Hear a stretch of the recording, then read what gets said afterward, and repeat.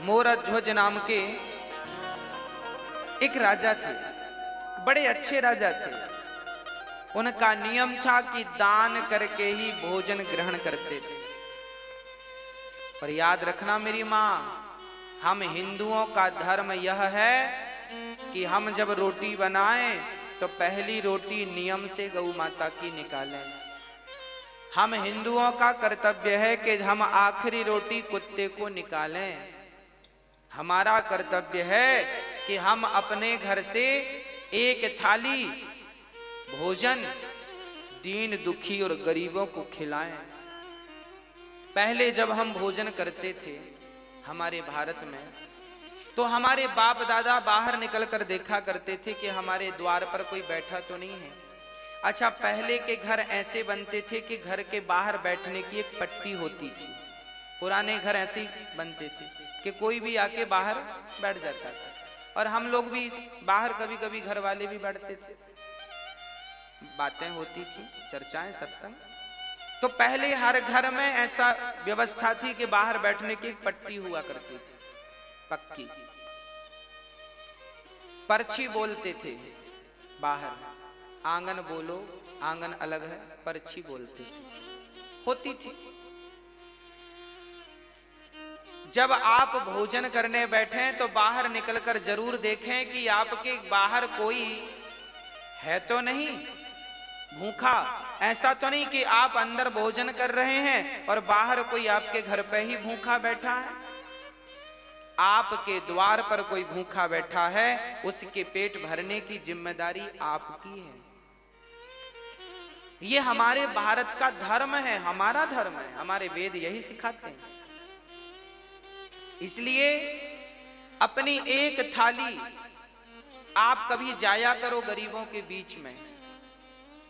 इसलिए यहां अन्न क्षेत्र बंटता है कि एक थाली आप किसी को बाहर आपके कोई मिले ना मिले, एक एक थाली करते करते आपके 365 दिन में आपकी 365 थालियां हो गई।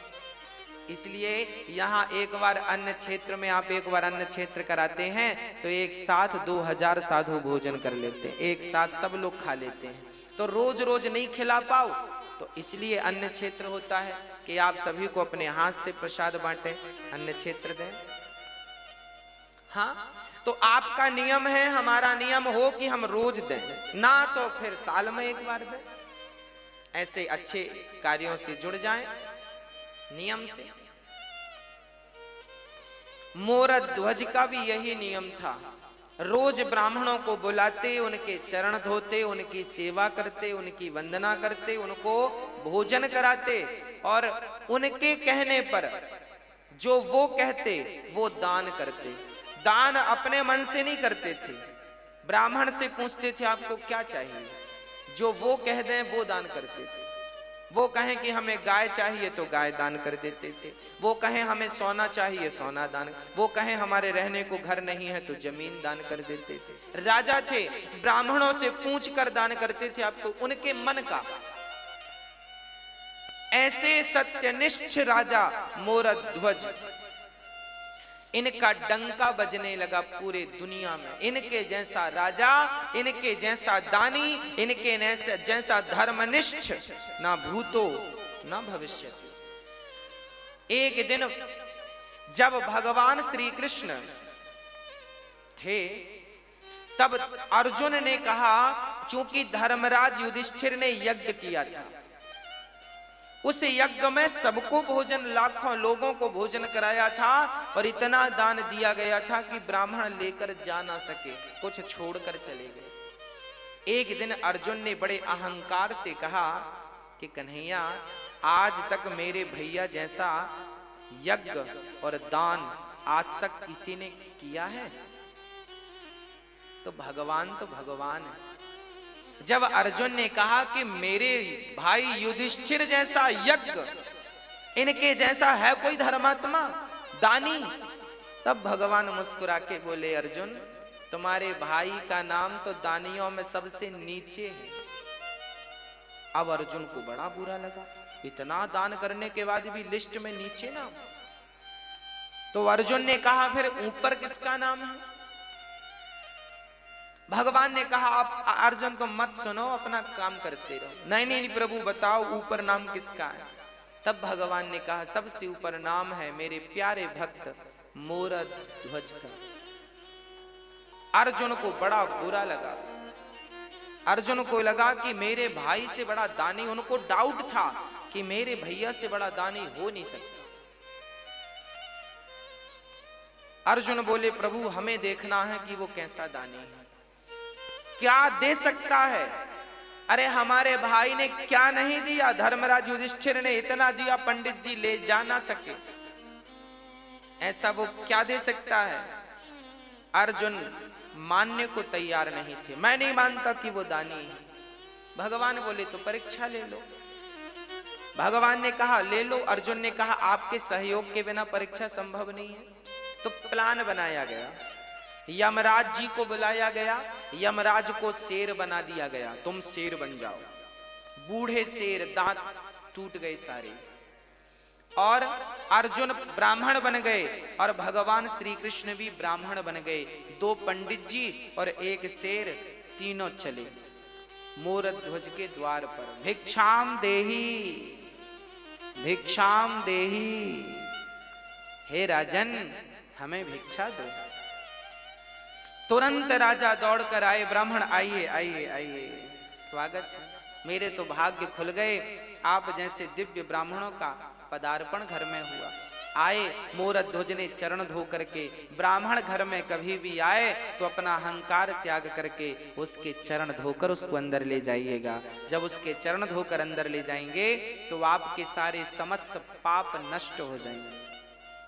चरण धोना परंपरा रही है हमारे यहाँ।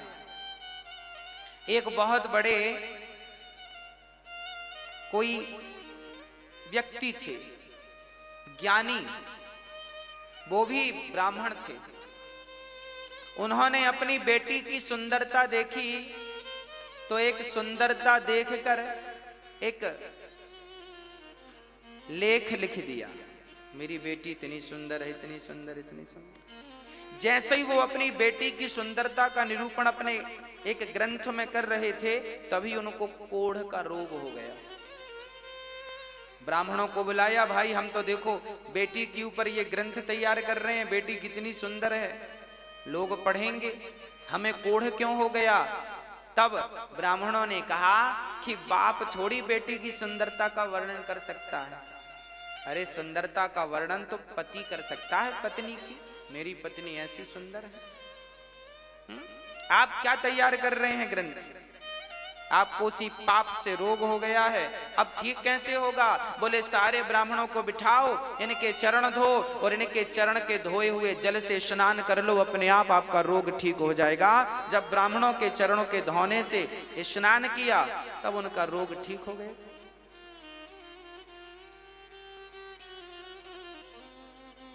भगवान श्री कृष्ण भी सुदामा जैसे ब्राह्मणों के चरण धोए कि नहीं? हाँ या ना? वो तो भगवान थे ना। भगवान को क्या जरूरत थी ब्राह्मण के चरण धोने की? अरे ब्राह्मण तो खुद पांव पड़ते हैं भगवान के, ब्राह्मण तो खुद भगवान के चरणों की धूल मस्तक पर रमाते हैं, ब्राह्मण तो खुद अपने आंसू बहाते हैं भगवान को पाने के लिए। उस परमात्मा के लिए हम रोते हैं और वो हमारे चरण क्यों धोएगा? क्योंकि भगवान कहते हैं अतिथि देवो, यदि मैं ही इस मर्यादा का पालन नहीं करूंगा कौन करेगा? इसलिए भगवान ने ब्राह्मण सुदामा के चरण खुद धोए हैं और फिर उन्हें भोजन कराया है। आपके घर कभी ब्राह्मणों को बुलाना भोजन पर तो सबसे पहले उनके चरण धोना और चरण धोकर ही उन्हें भोजन पर बिठाना, भोजन कराना। आजकल तो 13ही बरसी में भी लोग पांव नहीं धुलते। आप अपने माता पिता की 13ही करते हो ना, बरसी करते हो ना, तो आज के बच्चे तो इतने एडवांस हैं, वो पांव धुले क्यों? क्योंकि वो तो बड़े साहब हैं, पांव धुलने में शर्म आएगी, काहे धुलेंगे पांव? अरे भैया, ब्राह्मणों के चरण को जब आप धुलते हैं तो ब्राह्मणों के चरणों को धुलने में जितना पानी खर्च होता है, वही पानी तुम्हारे पूर्वजों को पानी प्राप्त होता है पीने के लिए रास्ते में। मैं मरूंगा तो मैं भी वही पानी पीऊंगा जो मैंने ब्राह्मणों के चरणों को धो करके बहाया है, वही पानी मुझे पीने को मिलेगा। आप भी मरेंगे तो आप भी प्यासे मर जाएंगे यदि कभी ब्राह्मणों के चरण नहीं धोए तो। जीवन में जलदान करना चाहिए, जो जलदान करते हैं वो पानी मिलता है आपको। और यदि जलदान नहीं कर पाए तो फिर चरण धो ब्राह्मणों के। इसलिए 13 में चरण धोए जाते हैं। ब्राह्मण 13 ब्राह्मण के चरण धोकर बिठाया जाता ना प्रसादी के लिए। अब ये परंपराएं बंद हो गई हैं, लगभग सब मॉडल हो गए हैं, सब बड़े बन गए हैं, छोटा कोई बनना नहीं चाहता आजकल। आज एक बार कोई व्यक्ति बड़ा हो जाए उसके बाद छोटा नहीं बनना चाहता, वो कहता मैं तो खुद बड़ा हूं। गलत बात है। बड़ा वो नहीं है जो अपने आप को बड़ा बनाए और समझे, बड़ा वो है जो अपने आप को बिल्कुल मसक समान रूप कपिधरी अति लघु रूप पवन सुत लीन्हा। हनुमान जी लंका गए, बड़े बनकर नहीं गए, छोटे बनकर गए। इसलिए ब्राह्मणों के चरणों से प्रीति हो, माता पिता के चरणों से प्रीति हो, माता पिता के चरणों को धोया करो। चलो ब्राह्मणों के चरणों को नहीं धोते हो, कोई बात नहीं, माँ के चरणों को धोगे तो उनका जो जल बचेगा वो भी तुम्हें मरने के बाद पानी के रूप में प्राप्त होगा, वही मिलेगा। और नहाने में तुमने जो 20 बाल्टी बहाए हैं ना, उसका रत्ती भर मिलने वाला नहीं है।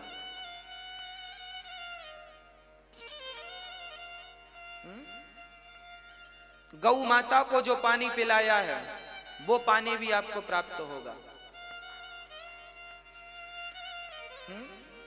जरूरतमंदों को जल का दान दिया है, वो भी जल आपको प्राप्त, जो दिया है वो मिलेगा, सीधी बात। गाली दी है तो गाली मिलेगी, और राम राम दिया है तो राम राम मिलेगा। बस ये समझो कि कांटा चुभोया है तो तुम्हें भी कोई पीछे से चुभोएगा, और तुमने एक चुभोया वो 2 चुभोए, ब्याज भी मिलता है। और आपने किसी के रास्ते में पुष्प बिछाए हैं तो आपने गुलाब के बिछाए हैं तो फिर आपको कमल के पुष्प कोई बिछा के देगा, क्योंकि ब्याज अच्छे का अच्छा, बुरे का बुरा, जैसी करनी। अब भगवान श्री कृष्ण आए हैं और उनको मोर ध्वज ने बिठाया है, चरण धोए हैं, और चरण धो करके भोजन। ब्राह्मणों ने कहा राजन हम भोजन बाद में करेंगे, पहले हमारा शेर बाहर खड़ा है, उसे आप कुछ भोजन की व्यवस्था कीजिए। हाँ हाँ, मोरध्वज बोले बताइए शेर क्या खाएगा? उसके लिए हमारे पास बढ़िया, जो कहें वो हलवा बनवाएं, जो कहें वो रोटियां बनवाएं, मालपुआ खवाएं। क्या खाता है आपका शेर? ब्राह्मण कहते हैं राजन हमारा शेर तो देखो सभी शेरों की तरह वो मांसाहार करता है, मांस खाता है। अच्छा, मोरध्वज बोले कोई बात नहीं, हम मांस की व्यवस्था कर रहे हैं। अच्छा, कहां से मांस लाओगे? बकरे को मारोगे? ना ना ना। गाय को मारोगे? ना, राम राम राम राम राम। फिर मुर्गी को मारोगे? ना ना ना ना। फिर किसी प्रजा को मारोगे? ना ना, प्रजा तो भगवान है, उसे क्यों मारेंगे? मोरध्वज से भगवान ने कहा फिर तुम कहां से मांस लाओगे? मोरध्वज बोले हमारे पास भी तो मांस है, हम अपना काट के देंगे आपके सिर को, अपनी जांघ का मांस दे देंगे, हमारा पेट बड़ा है, पेट का मांस दे देंगे, आपके सिर का पेट भर जाएगा। देखो एक राजा, वो राजा क्या उसके राज्य में बकरा बकरी नहीं थे? कह देता बकरे को ले लो, बकरा देता हूं मैं। ना, जीव हत्या पाप है, अहिंसा ही परमो धर्म। हम किसी की हत्या नहीं करेंगे, अपना मांस काट के देंगे। शिवी ने भी अपना मांस काट के एक कबूतर के लिए दिया था। मोरध्वज बोले अपना, ब्राह्मण बोले सुनो आपका मांस हमारा शेर खाएगा ही नहीं। क्यों? बोले आप बूढ़े हैं ना, आपका मांस कठोर हो गया है, और हमारा शेर जो है उसके दांत गिर गए हैं, बुढ़ा हो गया है, कोमल कोमल मांस खाता है। फिर किसका मांस? ब्राह्मणों ने कहा पहले संकल्प लो, दान लेने के पहले संकल्प ले लिया, जो मांगेंगे दोगे। मोरध्वज ने कहा दिया। तो सुनो, आपका बेटा है। हाँ हाँ है, ताम्रध्वज, मोरध्वज का बेटा ताम्रध्वज। अभी उसकी उम्र थी लगभग 5-6 वर्ष की, और अभी 5-6 वर्ष पहले ही हुआ है। अभी बुढ़ापे में बेटा हुआ था, कोई संतान थी नहीं मोरध्वज की। बुढ़ापे में पुत्र का सुख मिला है। ब्राह्मणों ने कहा कि आपका बेटा है, हमें अपने शेर के लिए आपके पुत्र का मांस चाहिए। बच्चे का मांस बड़ा कोमल होता है, वो बड़ी आसानी से खा लेगा। आप जल्दी से अपने बेटे को लाइए और उसे खड़ा करिए। और सुनो, हमारे शेर के दांत गिर गए हैं तो मांस फाड़ नहीं सकता, इसलिए आप दोनों पति पत्नी अपने बच्चे को बीच से आरे से चीर करके फाड़िए और फाड़ करके मेरे शेर को डालिए। अब तो राजा दंग रह गए। राजा कुछ समझ ना पाए। एक पिता एक माँ अपने बेटे को वारे, चलो बेटे का दान तो बहुत लोगों ने किया है, पर बेटे को वारे से चीरना, और उस बेटे को जो एक ही बेटा हो, बड़ा लाड़ प्यार का बेटा हो। अब तो राजा का दिल जोर जोर से धड़कने लगा। समस्या ये नहीं थी कि बेटे को वारे से चीरना है, समस्या तो राजा के सामने यह थी कि बेटे को जबरदस्ती यदि फाड़ेंगे तो बाल हत्या का पाप लगेगा। किसी को जबरदस्ती मारेंगे तो पाप नहीं लगेगा। तभी देखो हमारे यहां धर्म कैसा है। वो नन्हा सा बालक जो मोर ताम्रध्वज था, वो दौड़ कर आया और पिता से कहने लगा, पिताजी इतना क्या सोचते हैं? आप यही सोच रहे हैं ना कि मैं तैयार हूं अपना मांस देने को या नहीं? राजा बोले, हाँ बेटा, मैं यही सोच, मेरा धर्म संकट यह था कि मैं आपको जबरदस्ती पकड़कर काट दूं, पाप लगेगा। तब ताम्रध्वज ने कहा, वाह पिताजी, अरे पुत्र का जन्म ही इसलिए होता है कि वो पिता के धर्म की रक्षा करे। जिस पुत्र ने अपने पिता के धर्म की रक्षा नहीं की, उस पुत्र का पुत्र होना व्यर्थ है, क्योंकि आपने अपने पिता के धर्म की रक्षा नहीं की।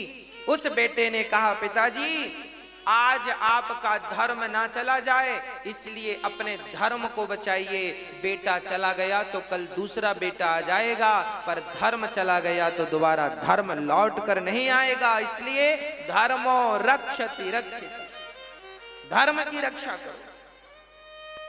ताम्रध्वज खड़ा हुआ। राजा ने आरा लकड़ी चीरने का आरा पकड़ा, पर रानी मां उसे तैयार करना बड़ा कठिन है। जब राजा ने कहा कि हमने ब्राह्मणों को वचन दिया है कि अपने पुत्र का मांस शेर को खिलाएंगे, पत्नी से कहा, क्या तुम इस धर्म में मेरा सपोर्ट करोगी? अच्छा, वो भी कह देती कि मेरा बेटा है, आपकी बस थोड़ी है। वो कहती मेरा भी अधिकार है, मैं नहीं मरने दूंगी इसे, तो भी धर्म का। फिर भी राजा अपने वचन को पूरा नहीं कर सकते थे। पर देखिएगा, तब का पति, तब की पत्नी और तब के पुत्र कैसे हुआ करते थे। पत्नी ने कहा, स्वामी जी आप अपने धर्म की रक्षा कीजिए, मेरे तो ऐसे 100 बेटे आपके धर्म के लिए बलिदान हैं, कुर्बान हैं। आपके धर्म के लिए यदि मैं मेरे पुत्र का, मेरे ममत्व का बलिदान देना पड़े तो मैं अपने ममत्व का बलिदान दे दूंगी। खड़ा कर दिया बेटे को, बेटे की मर्जी से, और आरा रखा गया। आरा चीर करके अब आरा सिर पे रखा, और जैसे ही आरा चलाने लगे, उस नन्हे से बच्चे ने कहा, पिताजी एक पल के लिए रुक जाइए, माँ रुक जाइए। अंदर से गया और रुई लेकर के, रुई कान में लगा दी माँ के पिता के कान में। माँ ने कहा, बेटा ये कान में तुमने रुई क्यों लगा दी? पिता ने कहा, बेटा ये मेरे कान में रुई क्यों लगाई? तब उस नन्हे से ताम्रध्वज ने कहा, पिताजी, माँ जी, जब आप आरा चलाओगी ना तो हो सकता है मैं दर्द के मारे चीखूं, हो सकता है मैं चिल्लाऊं, पर माँ मैं कितना भी चीखूं, मैं कितना भी चिल्लाऊं, मैं चाहता हूं कि मेरी चीख आपके कान तक ना जाए, इसलिए मैंने रुई लगा दी, क्योंकि कान तक मेरी चीख चली गई तो आप आरा चलाना रोक दोगे, और आरा चलाना रुक गया तो आपका धर्म ही संकट में पड़ जाएगा। और मैं नहीं चाहता कि मेरी कोई चीख आपके धर्म पर कोई बाधा बने, रुकना नहीं चाहिए आरा। बस खड़े हो गए ताम्रध्वज, आंख कानों में रुई लगाई, और वो माता पिता अपने धर्म की रक्षा के लिए अपने पुत्र को ही बीच से चीर दिया। देखते देखते खून की पिचकारियां निकलने लगीं, कभी वो माँ के मुंह को भिगाए तो कभी पिता के मुंह को भिगाए, और वो पिचकारियां निकलती जा रही हैं और आरा चलता जा रहा है। ये भारत की सत्य घटनाएं हैं, ऐसा हुआ है, ऐसा भारत था हमारा। दर्शन करो इस भारत का, ऐसा भारत कि धर्म के लिए पुत्र तैयार हो गया, और धर्म के लिए माँ बाप ने बच्चे को आरे से, चूंकि वचन दे दिया था कि मैं आपको, आपके शेर को मांस दूंगा, 2 भागों में काट दिया। अब रानी रोने लगी, अब बच्चे को जब देखा तो रोने लगी।